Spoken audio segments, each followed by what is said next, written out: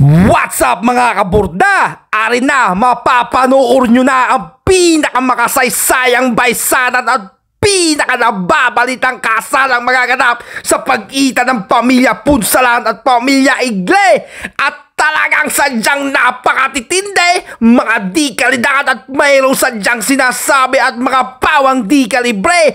At are, para patunayan ko sa inyo ang aking pinagtatatak at pinagsasabay, ay di panurin nyo waray kung hanggang sa parte ang gusto nyo maiinglay.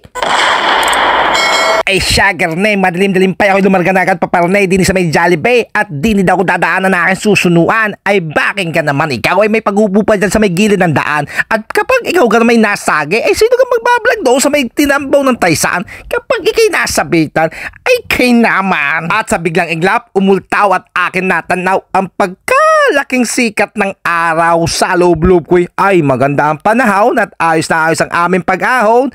Tuloy na pag-itsa na rin mga nakabalot sa dahon. At bago ko umpisahan at ipakita lahat ng mga manununungan na nanggaling pa kung saan-saan, ay inyo muna daw pakinggang saglit aring magkabaysan. Kayo iniimbitahan namin din ngayon at kayo pumunta din at makikain kayo din sa amin. Eh, lahat ay imbitado. Kayo, mga lahat. taga rito sa Tilambo. Sa Taysanot, Batangas, pumunta na kayo din At sa aking mga kamag-anak sa Balite, punta kayo dito lahat. Doon po sa lahat nakakapanood at kung nakakarinig, lahat po ay inaanyayahan. Welcome po kayong lahat na pumunta rito. Nagpapasalamat ako sa mga taong tumutulong sa amin. Ang lahat po ay iniimbitahan.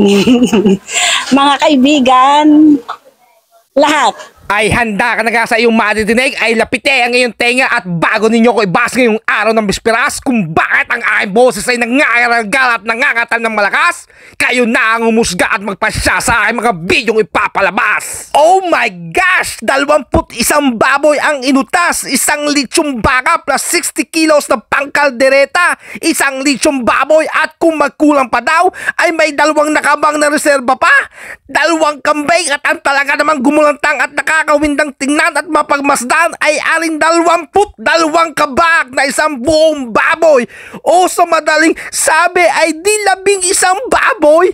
Ay mauubusan ako ng hangin sa paghinga, ay madami-dami pa akong sasabihin pa. Ay kaya nyo pag ha? Kakahigpit ng sabit na iyon? Ay sulong ang maghahawak din sa mga ninang at ninong. Pero sa jagang gayon, basta magkakaroon ng mga garing punsyon at lupawn, ay parang nagbabadya ang kalangitan ng ambon. Pero aring si kuya, karakarakay nakakuha ng mga damit ng mag-asawa at dali-daling isinangait. Abay ayos nga ang solusyon at kanyang nakamate. Ikaw guys ang ayaw sa kanyang naging tagon. At are talagang hindi ako makaget over. Alam nyo gang for the first time ngayon lang talaga ako nakakita na maghahatid at sundo sa bagong kasal ay isa lang namang chopper. What? Ay kita nyo ga kakadaming nakabangla at nakatanglang mga viewer. Ginabi na nga lang dahil naligaw ng hindi sinasadya ang healing priest ng kamay ni Jesus na si Father Joey Fallier. At ang kanila lang na mga kinuhang videographer ay are. Ay kita nyo ga nakalagay sa page na followers. How I wish that is also my number. At kita nyo naman ang pinagkagayak ng kanilang cater, alam mong klase at ang mga nakalambitin, pati ang aking tinutuntungan ay gawa sa bubog at salamin. Ang inaalala ko ay pag ang mga rin nagpatak at bumigay sa akin tapak ay pihadong wasak at biyak. Tapos kung hindi nyo na may tatanong, ang makeup artist ay si Ellen Drilon at ang gumawa ng gown ay talagang isa sa pinakasikat at pinakakilala, ang nag-iisa at walang iba kundi si Francis Libiran. Ay sadyang pang magarbuhan at talagang may lasa ang kastusan, ay sadya naman at kitang-kita naman. Kaya pag naman maging kabalitaan ang nangyaring kasalan. At siya nga pala, meron din pala sila dining live van, ay wala na akong nagawa, ay iwan ko nga kung bakit aring katawan ko'y naindak na lang ng kusa. Pero sadyang napakadami din naging kataot madla. ay yung ganamang kasasarap ng mga pagkain inihanda at talagang ipinapakain kahit kanino sadya. Ay paano, totoo nang humahaba ring aking video, gusto ko muna kayong lahat pasalamatan at sa mga aking nakaligtaan at nalampasan na hindi ko po naisama sa napitikan, kayo na po ang bahalang umunawa at ako'y inyong pagpasensyahan. At din po sa katapusan ay di ari po ang kabuuan na naging pasabog na kanilang kasalan. Ang kabuuang sabog kasama po yung kagabi.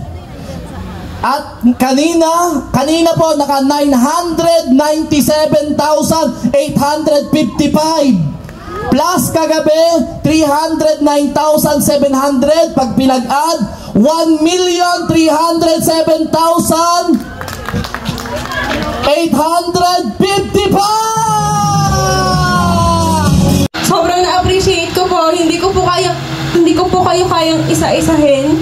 Naming dalawa ni Renz, pero taos puso po yung pasalamat namin sa inyo para mairaos yung isa sa pinakamahalagang araw namin, lalo ngayon bilang mag-asawa. Sa lahat po sa inyo, maraming salamat. Muli po, magandang gabi at salamat Lord, nairaos na ang aming kasal. Thank you po. Mag-asawa na kami. Yung mga taga-Balete po na nanulungan, salamat po, maraming salamat po. At talagang nagbigay kayo ng oras at effort na makapunta dito.